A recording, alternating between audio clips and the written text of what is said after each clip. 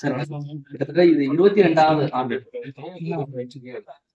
பல தகவல்கள் சொல்லப்பட்டு இதை மாநில அரசு நிழல் நிதிநிலை அறிக்கை நாங்கள் வெளியிட்டு வருகின்றோம். கடந்த 17 ஆண்டுகளாக நிழல் வேளாண் நிதிநிலை அறிக்கை வெளியிட்டு வருகின்றோம். எங்களுடைய வேளாண் நிதிநிலை அறிக்கை கடந்த வாரம் வெளியிட்டிருக்கிறோம். இப்பொழுது பொது நிதிநிலை அறிக்கை வெளியிட்டிருக்கிறோம்.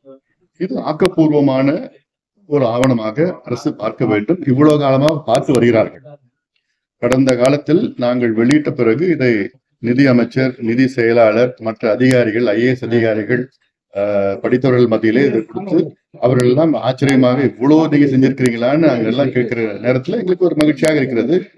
அதே வேளையிலே இது செயல்படுத்த முடியும். அதாவது இவ்வளவு காலமாக இந்த கட்சிகள் எல்லாம் அடுத்த தேர்தலுக்காக திட்டமிடுகிறார்கள். ஆனால் எங்களுடைய நிழல் நிதிநிலை அறிக்கையில் அடுத்த தலைமுறைகள் எப்படி இருக்க வேண்டும், அடுத்த 30 ஆண்டுகள், அடுத்த 50 ஆண்டுகள் எப்படி தமிழ்நாடு இருக்க வேண்டும் என்று தொலைநோக்கு சிந்தனைகள், தொலைநோக்கு பார்வையுடன் தான் எங்களுடைய நிதிநிலை அறிக்கை நாங்கள் தயாரிக்கின்றோம்.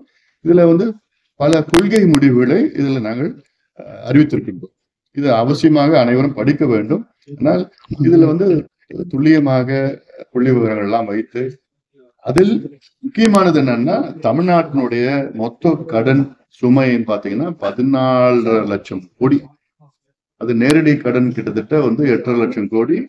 அது பொதுத்துறை கடன் 5,10,000 கோடி, கிட்டத்தட்ட 14.5 லட்சம் கோடி இந்த ஆண்டு மார்ச் மாதம் 31ஆம் தேதிக்குள்ள இருக்கும். அதற்கு வட்டி கட்டுறது பாத்தீங்கன்னா ஒரு வருஷத்துக்கு 1,18,000 கோடி வட்டி மட்டும் கட்டுறது சூழல்ல தமிழ்நாடு இருக்கு.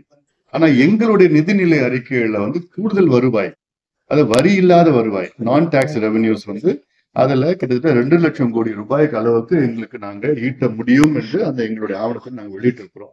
அதுல எப்படின்னா அந்த மணல், தாது மணல் பிரச்சனை, குவாரியில இருக்கு, கிரனைட்ல இதெல்லாம் போயிட்டு அதுலயும் அப்புறம் நல்ல ஒரு நிர்வாகம், நேர்மையான அதிகாரிகள், நேர்மையான அமைச்சர்கள், முக்கியமா நேர்மையான அமைச்சர்கள் அதை வைத்தால்தான் நல்ல நிர்வாகம் வரும். ஒரு உதாரணத்துக்கு தமிழ்நாடு மின்சாரத்துறையில கடந்த ஆண்டு மின் கட்டணத்துல உயர்த்திருக்கிறாங்க, 2 முறை உயர்த்திருக்கிறாங்க. அதுல பீக் டாரிஃப்னு ஒண்ணு உயர்த்திருக்கிறாங்க. அது தொழிற்சாலைக்கு மிகப்பெரிய அளவுல பாதிக்கும்.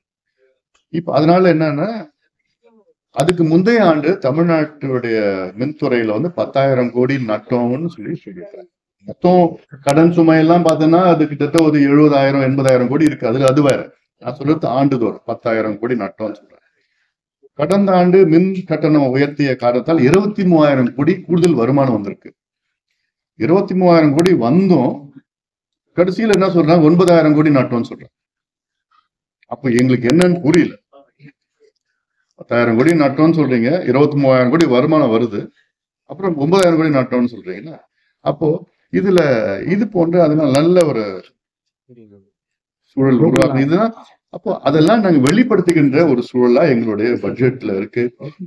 இந்த ஆண்டு எங்களுடைய நிதிநிலை அறிக்கை சமூக நீதி அடிப்படையை வைத்து பொருளாதார முன்னேற்றம் எப்படி அடைய முடியும், அதான் இந்த ஆண்டுடைய கான்செப்ட். சோ இதெல்லாம் நாங்க மக்களுக்காக நாங்க கொடுத்திருக்கிறோம். மக்கள் இதை நிச்சயமா பொதுமக்களும் இது படிக்கணும். இது இதுல இணையத்துல இருக்கும். இதுல பட்ஜெட்னா இது ஏதோ ஒரு குறிப்புகள், எண்ணிக்கை, பிஸ்கல் டெபிசிட், ரெவன்யூ டெபிசிட், இதெல்லாம் அப்படிலாம் ஒண்ணும் கிடையாது. இல்ல அது கொஞ்சம் இருக்கு. ஆனா அதிகமா திட்டங்கள் என்னென்ன செய்யலாம், நடைமுறைப்படுத்தலாம், எப்படி அது நடைமுறையில படத்துல. இப்போ ஒரு உதாரணம், சென்னையில போக்குவரத்து, அரசு போக்குவரத்து இது பேருந்துகள் 6,000 பேருந்துகள் உயர்த்தி, அப்புறம் இன்னும் ஒரு 2 ஆண்டுகள்ல இன்னும் 8,000 பேருந்துகள் உயர்த்தி அதுல இலவசமா கொடுக்கும் பேருந்துகள். அது இலவசமா கொடுத்தா இப்ப பெண்களுக்கு இலவசம் இருக்கு. நான் அன்னைக்கு சொன்னது ஆண்களுக்கும் இலவசம் தான் சொல்ல, எல்லாத்துக்கும் இலவசம் சொல்லிட்டேன். அது நீங்க தான் தப்பா, ஊடகம் தான் தப்பா தான் ஆண்களுக்கு இலவசம்னு சொன்னதுலாம். பொதுவா எல்லாத்துக்கும் இலவசம். யார் டூரிஸ்ட் வந்தாலும் சரி, இங்க இருக்கிறவங்க வந்தாலும் சரி, இலவசமா கொடுத்தா அதனால என்ன நன்மைகள் இருக்கும்? சாலைகள் தேய்மானம் குறையும், விபத்துகள், ஆக்சிடென்ட்ஸ் குறையும், பொல்யூஷன் குறையும். அது இல்லாமல் இப்போ ஒவ்வொரு வீட்லயும் அவங்க கிட்டத்தட்ட 3,000-4,000 ரூபாய் நடுத்தர வீட்டுல மிச்சப்படுத்தலாம். ஒரு மாதத்திற்கு 4,000 மிச்சப்படுத்தலாம். ஏன்னா ஸ்கூலுக்கு போறதோ, மார்க்கெட்டுக்கு போறதோ, வெளியில சினிமாவுக்கு போறதோ எல்லாமே இலவச பேருந்து. இல்லைன்னா பைக்ல பெட்ரோல் போட்டுட்டு போகணும், அப்புறம் பைக்ல ஆக்சிடென்ட், இன்சூரன்ஸ் ஏகப்பட்டதெல்லாம் இருக்கு. ஆனா அதெல்லாம் தவிர்க்கலாம். பொருளாதார முன்னேற்றம் அடையும். எங்க வேணா போய் படிக்கலாம். இப்போ அங்க சுத்தி இருக்கிற பள்ளிக்கூடத்துல படிக்க முடியும். அப்புறம் எங்க இருந்தனா எங்க வேணா போய் வேலைக்கு செய்யலாம். இப்போ இல்லைன்னா அங்க 800 ரூபாய் அங்க பஸ் கட்டணம் மட்டும் வேலைக்கு போறதுக்கு அவங்க சம்பளமே வந்து 5000 ரூபாய் இல்ல 800 ரூபாய் பஸ் கட்டணும். இதெல்லாம் நிறைய இதெல்லாம் நாங்க யோசனைகளா இது போன்ற இவ்வளவு நூற்றுக்கணக்கான யோசனைகள் இருக்கு. இப்ப இந்த மாநில அரசு கூட வந்து பொருளாதார வளர்ச்சிக்கு பல நடவடிக்கை எடுத்துட்டு நடவடிக்கை எடுத்திருக்காங்க. பொருளாதார நிபுணர் குழு அமைச்சிருக்காங்க. இப்ப உலக முதலீட்டாளர் மாநாடு நடத்திருக்காங்க. 2030க்குள்ள 1 டிரில்லியன் பொருளாதார வளர்ச்சி நோக்கி போறப்ப பல முயற்சிகள் எடுத்திருக்காங்க. இதெல்லாம் வந்து ஒரு பாசிட்டிவான விஷயம் நோக்கி தானே போறாங்க. இருக்கு. அது வந்து மேலோட்டமா பார்த்தீங்கன்னா ஒரு ஜொலிப்பா இருக்கும், ஜொலிக்கும். ஆனா உள்ள போய் பாத்தீங்கன்னா வேற விதமா இருக்கும். முதலீட்டாளர்கள் மாநாடு 5.5 லட்சம் கோடின்னு சொல்றாங்க.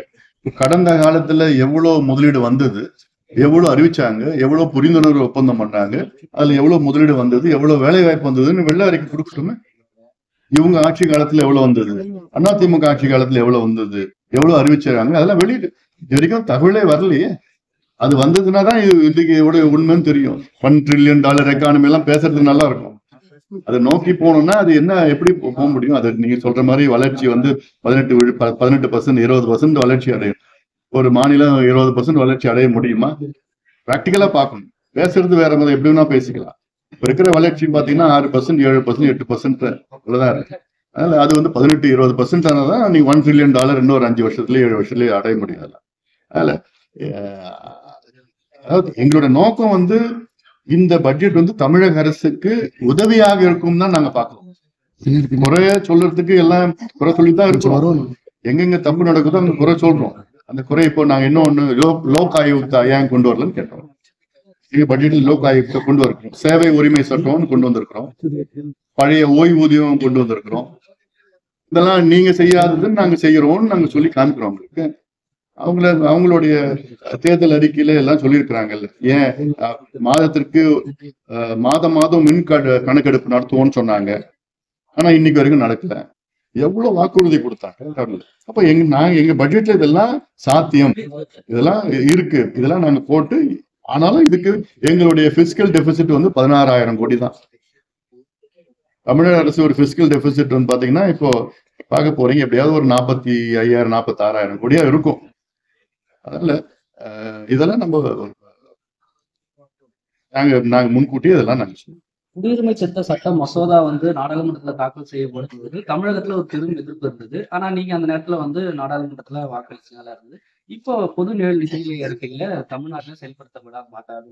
இது ஒரு முரண்பாடாக இருக்கு. அதான் நாங்க அதை ஏற்றுக்கிறோம். நாங்க அன்று இருக்கிற சூழல் அந்த சூழலா இருந்தது. நாடாளுமன்றத்துல வாக்கு அளிக்கும்படி ஒரு சூழல் இருந்தது. ஆனா எங்களுடைய கட்சியினுடைய மைய கருத்து வந்து பாத்தீங்கன்னா கொள்கை முடிவுல இந்த குடியுரிமை சட்டம் வந்து இது தமிழ்நாட்டுக்கு தேவையில்லாத ஒன்று அப்படின்னு நாங்கள் சொல்லியிருக்கோம். ஒரே நாடு ஒரே தேர்தலுக்கு வந்து தமிழ்நாட்டை பெருமிதத்திற்கு சட்டமன்றத்துல பண்ணியிருக்காங்க. இதை பாமக இப்படி பாக்குறீங்க? ஒரே நாடு ஒரே தேர்தல் வந்து பாத்தீங்கன்னா இந்த கான்செப்ட் நல்ல கான்செப்ட். ஆனா அதுல வந்து சில பிரச்சனைகள் இருக்கு. அதாவது இப்போ சுதந்திரம் அடைந்து 4 முறை வந்து ஒரே நாடு ஒரே தேர்தல், மாநிலத்துக்கும் மத்தியத்துக்கும் தேர்தல் ஒரே நேரத்துல நடந்தது. அதன் பிறகுதான் இந்திரா காந்தி அம்மையார் வந்து அப்புறம் அந்த சில அரசாங்கத்தை எல்லாம் கலைச்சிட்டு பிறகுதான் இப்போ குழப்பம் நிறைய வந்துருச்சு. ஏன்னா இப்ப வந்து ஒவ்வொரு 6 மாதத்துக்கு ஏதோ ஒரு மாநில தேர்தல் வந்துட்டு இருக்கு. அப்புறம் பார்த்தா அது வந்து அது அதிகமா வந்து செலவு அதிகமா இருக்கு, நேரம் அதிகமா இருக்குது, எல்லாமே அதிகமா வேற வருத்தமா இருக்கு. அதுல சில அச்சங்கள் எங்களுக்கு இருக்கு, அப்ரிஹென்ஷன்ஸ் இருக்கு. அதுல என்னன்னா இப்போ ஒரு உதாரணம், ஒரு மாநில அரசு இருக்கு. அதுல மாநில அரசு ஒவ்வொரு ஆண்டுல அரசு வந்து பெரும்பான்மையை இழக்கிறது. அப்ப அடுத்த 4 ஆண்டுகள் என்ன ஆகும்? இல்ல 3 ஆண்டுகள் பிறகு பெரும்பான்மையை இழக்கிறதுனா அடுத்த 2 ஆண்டுகள் என்ன ஆகும்? அப்போ ஒரு ஆளுநருடைய ஆட்சி கவர்னர் வந்து அதிகபட்சம் 3 ஆண்டுகள் தான் இருக்க முடியும். நம்ம அரசியல் சாசனத்துல அவ்வளவுதான் இருக்கு. அது ஒவ்வொரு 6 மாதமா வந்து அதை வந்து ரினியூ பண்ணிட்டே இருக்கு நாடாளுமன்றம் பண்ணுவாங்க. இந்த மாதிரி இஷ்யூஸ் எல்லாம் இருக்கு. இல்ல மத்திய அரசு எப்படியாவது ஒரு சூழல்ல இப்ப வாஜ்பாய் அரசு வந்து 13 மாதத்துல வந்து பெரும்பான்மை இழந்தது. அப்படி ஏதாவது ஒரு சூழல் வந்துச்சுன்னா அப்ப மத்திய அரசு போற நேரத்துல மாநில அரசு மொத்தமா மறுபடியும் எல்லாமே சேர்ந்து தேர்தல் வருமா? இப்படி இப்ப மத்திய அரசு போச்சுன்னா அங்க பெரும்பான்மை வர முடியல, 2 ஆண்டுகளுக்கு 3 ஆண்டு வர முடியலன்னா யார் ஆட்சி செய்வா? ஜனாதிபதி ஆட்சி செய்வாங்களா? இந்தியாவை ஜனாதிபதி ஆட்சி வருமா? அப்ப இந்த கேள்விகள்லாம் இருக்கு. அப்ப அதுக்கு நாங்க சொன்ன யோசனைகள் இருக்கு. யோசனைகள்ல ஒண்ணு முக்கியமான யோசனை இப்போ விகிதாச்சார அடிப்படையில வந்து தேர்தலை நடத்துங்க, அதாவது ப்ரொபோர்ஷனல் ரெப்ரசன்டேஷன் சொல்லுங்க. ஒரு கட்சி சார்பில் கட்சிக்காக ஓட்டு போடுறது தவிர வேட்பாளர்கள் ஓட்டு கிடையாது. பாட்டாளி மக்கள் கட்சிக்கு ஓட்டு போடுங்க அப்படின்னு சொன்னா பாட்டாளி கட்சி எவ்வளவு விகிதாச்சாரம் வருது, பர்சன்டேஜ் வருதோ அந்த எண்ணிக்கையில எம்எல்ஏஸ்க்கு ஒதுக்கீடு செய்யணும். பாட்டாளி மக்கள் கட்சி இந்த எம்எல்ஏஸ் யார் யாரும் நியமனம் பண்ணணும். அப்படி ஒவ்வொரு கட்சிக்கும் எவ்வளவு பர்சன்டேஜ் ஓட்டு வாங்குறாங்களோ அவங்களுக்கு அவ்வளவு பர்சன்டேஜ் எம்எல்ஏஸ் அவங்க எம்பிஸ் நியமனம் பண்ணிட்டு அந்த அதிகாரம் இருந்ததுன்னா எந்த பிரச்சனையும் வராது. ஆனா அதுல என்னன்னா மற்ற கருத்து உள்ள கட்சிகள் எல்லாம் ஒன்னா சேர்ந்து அவங்க ஆட்சி அமைப்பாங்க. அப்புறம் வந்து பை எலெக்ஷன் ஒண்ணு இருக்க போறது இல்லை. யாராவது இறந்துட்டாங்கன்னா அந்த கட்சியை வந்து இன்னொருத்தர் நியமனம் பண்ணலாம். கட்சி தாவல்னு அந்த கான்செப்டே இருக்க போறது. இப்போ அடிக்கடி நம்ம பாக்குறோம் கட்சி தாவல், ஹார்ஸ் ட்ரேடிங் எல்லாம் பாக்குறோம். அது அப்படின்னு ஒண்ணு கான்செப்டே இருக்காது. யாரும் கட்சி தாவ முடியாது. கட்சிக்கு தான் அதிகாரம் இருக்கும். அந்த நிலைப்பாடு ஏன்னா இது 82 நாடுகள்ல இந்த நிலைப்பாடு இருக்கு, ப்ரொபோர்ஷனல் ரெப்ரசன்டேஷன் இருக்கு. வெற்றிகரமா செயல்பட்டு இருக்காங்க, எந்த பிரச்சனையும் இல்லாம இருக்கு. இவன் இலங்கையில கூட இருக்குது. அப்போ இந்தியாவில அது கொண்டு வரணும். கொண்டு வந்தா இந்த மாதிரி பிரச்சனை ஒண்ணு இருக்கு. ரெண்டாவது வந்து தேசிய தேர்தலுக்கும் மாநில தேர்தலுக்கும் 2.5 ஆண்டு இடைவெளி இருக்கும். தேசிய தேர்தல் நேஷனல் எலெக்ஷன் வந்துருச்சுன்னா அடுத்த 2.5 ஆண்டுகள் பிறகுதான் இந்தியாவில் உள்ள எல்லா மாநிலத்துக்கும் தேர்தல் வரணும். அடுத்த 2.5 ஆண்டுகள் வந்து தேசிய தேர்தல், அப்புறம் 2.5 ஆண்டுகள் வந்து மாநில தேர்தல்.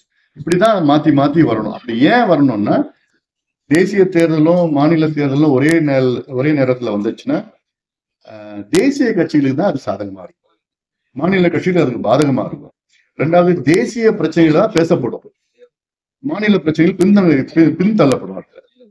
அதனால வந்து தனித்தனி தேர்தல் இருந்தாதான் தேசிய தேர்தல் தேசிய இஷ்யூஸ், நேஷனல் இஷ்யூஸ் பத்தி பேசினா அது வேற தேர்தல். மாநில தேர்தல் மாநில இஷ்யூஸ் பத்தி பேசணும். மாநில கட்சிகளுக்கு அது கொஞ்சம் சாதகமானு சொல்ல நியாயமா இருக்கும். அதுல மாநில தேர்தலும் உள்ளாட்சி தேர்தலும் 1 ஆண்டு வைக்கணும். அடுத்தது வந்து தேசிய தேர்தல் 1 ஆண்டு, 2.5 ஆண்டு வித்தியாசத்துல வச்சாதான் இது போன்ற எந்த பிரச்சனையும் வராது. Thank you sir. நன்றி சார்.